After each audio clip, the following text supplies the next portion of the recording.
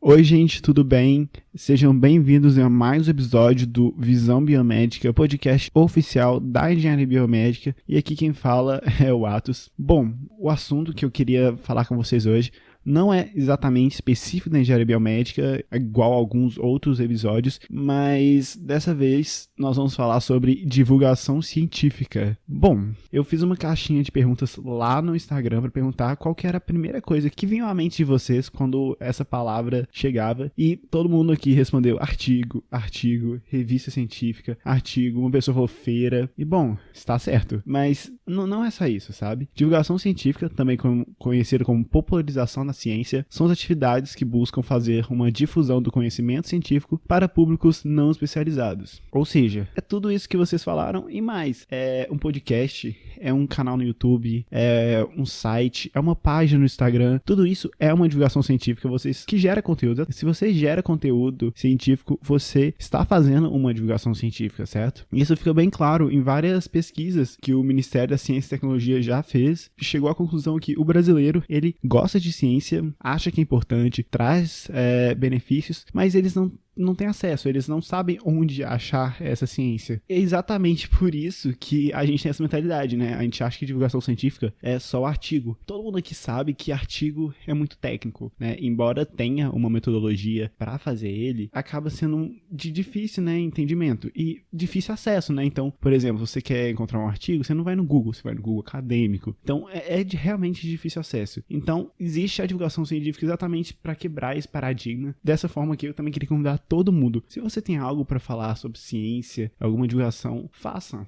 Eu posso garantir que várias pessoas vão estar interessadas no que você diz. No Brasil, embora haja pouca pesquisa, a pesquisa que há, ela é principalmente resultado de políticas públicas. E agora que a gente está começando um pouquinho das iniciativas particulares. Ou seja, a ciência no Brasil é paga pelo brasileiro. Então ela deve voltar, ela deve ser compartilhada da maneira correta. Dessa forma, a gente pretende também fazer que os alunos, que as pessoas engajem melhor, né? Engajem na ciência. Dessa forma, criando uma sociedade científica, uma sociedade que realmente vai entender o que a gente quer passar com a ciência. A gente percebe que com a existência do WhatsApp, das redes sociais, muitas notícias estão sendo espalhadas, mas a gente tá aquele medo, né? Será que é fake news? Será que não é? Como a gente vai descobrir? Não tem segredo. É pesquisar.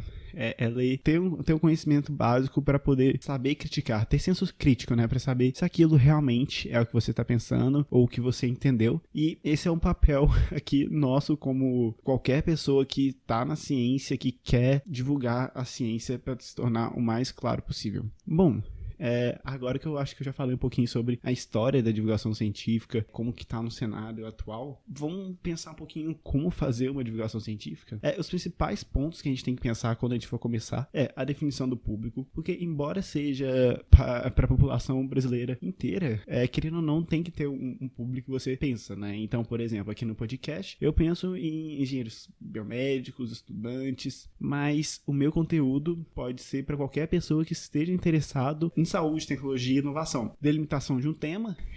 Então, por exemplo, vocês podem escolher o que vocês acham realmente interessante, né, de falar, e tenham o conhecimento daquilo, né? Às vezes ter por exemplo, eu estou falando aqui de divulgação científica, mas eu fiz um curso de divulgação científica para realmente saber o que falar da melhor forma. Então, é planejar, é fazer roteiro. A divulgação científica não é só para adulto, não, gente. Tem divulgação científica para criança, para adolescente. Então, vocês também que tem muito público. Deve ser tratado de formas diferentes. Então, por exemplo, o objetivo quando você vai conversar com crianças não vai ser que ela saia sabendo tudo da ciência. Você quer despertar um interesse, né? Você quer que ela seja no futuro, que ela tenha uma vontade de ser cientista e que goste de produzir conteúdo científico. Então, por exemplo, falam bastante sobre resolver os problemas do dia a dia, mostrar realmente na prática com situações que as crianças vão entender. Principalmente, vocês têm que saber a idade da criança.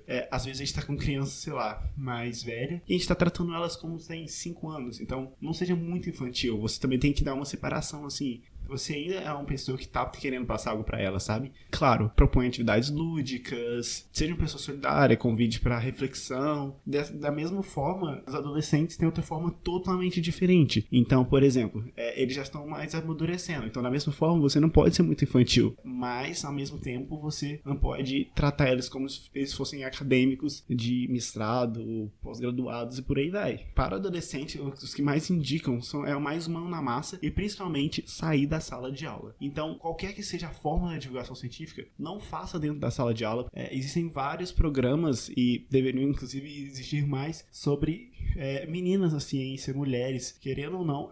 Por exemplo, eu faço engenharia, embora a engenharia biomédica tenha muitas mulheres, né, nas outras engenharias não é a mesma coisa e a gente precisa mudar isso. A gente tem que despertar esse interesse nas meninas, desde que seja criança, adolescente e adulta.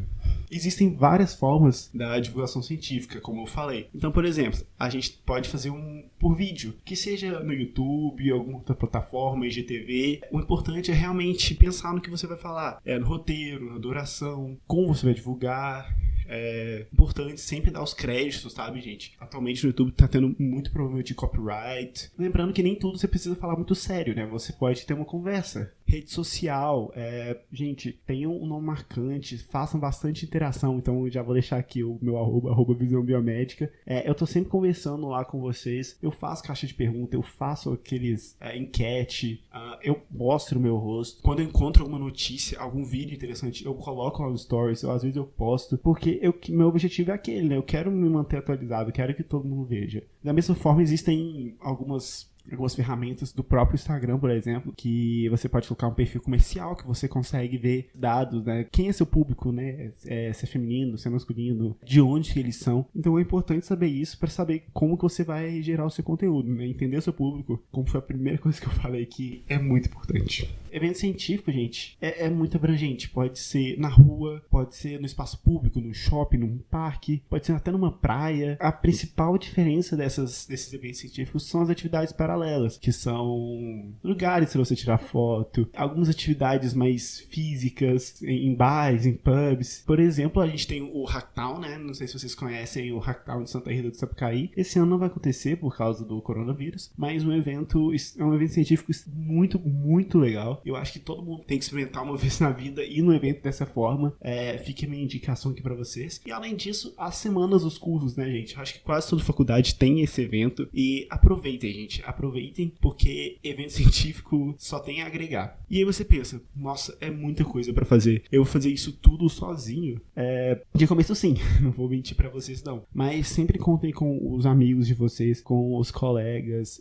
Por exemplo, eu cheguei a fazer várias conversas com vários amigos meus aqui, várias amigas minhas, alguns se formaram, outros ainda não, mas foram conversas muito boas, muito tranquilas. Conta com as pessoas, que as pessoas estão ali para te ajudar. Quando você chegar no nível um pouco mais profissional, é bom saber que existem outras pessoas que também estão ajudando na divulgação científica, como jornalistas, assessores de imprensa. Eles realmente vão entender melhor como que a mídia funciona, né? Eles vão saber qual que é o veículo de comunicação, por exemplo, se é no jornal, se é na revista, a forma de contar isso, né? E, por exemplo, se você for pensar bem, em um artigo científico, a gente tem uma certa metodologia, né? A gente faz uma introdução, a metodologia do projeto em si, depois resultado, conclusão. Já numa revista, no jornal, é totalmente contrário, né, gente? A primeira coisa que eles falam já é o resultado, e depois eles contam como você fez. Então, assim, existem diferenças, essas pessoas estão aí pra realmente ajudar, elas estudaram pra isso. Bom, a identidade visual também é muito importante. Não sei se vocês viram, mas o podcast aqui tá com uma nova logo. A gente tá com um mascote, inclusive, que eu vou divulgar o nome semana que vem, então fica de olho lá. Realmente criar uma identidade, pensar na cor, pensar como você quer transmitir a informação. O importante também é sempre valorizar todo tipo de imprensa. Às vezes a gente fica muito preso em ser divulgado, às vezes apenas por jornais, revistas, sites que tenham algum prestígio, mas é importante lembrar que existem várias páginas pequenas no Instagram, blogs que muitas vezes vão até nós, por exemplo, no podcast, vem até mim perguntar, pedir pra eu fazer um vídeo pra mandar, que vai postar. E é importante que toda divulgação ajuda, sabe? Querendo ou não, você tá criando uma marca. Bom, como eu falei lá no começo também, é importante a gente lembrar que a gente está fazendo uma divulgação científica e é importante a gente estar divulgando a ciência em si. Então, a gente tem que ter muito cuidado com as nossas opiniões sobre se realmente você está falando tá certo, tem alguma base científica. No final desse podcast, eu queria de novo convidar todo mundo, se você tem vontade de fazer algum tipo de divulgação científica, que seja pequeno, grande, faça. Não tem nada que está impedindo de você de fazer isso, além de você mesmo. Então, até o próximo episódio. Muito obrigado por vocês estarem ouvindo aqui e até mais. Tchau, tchau.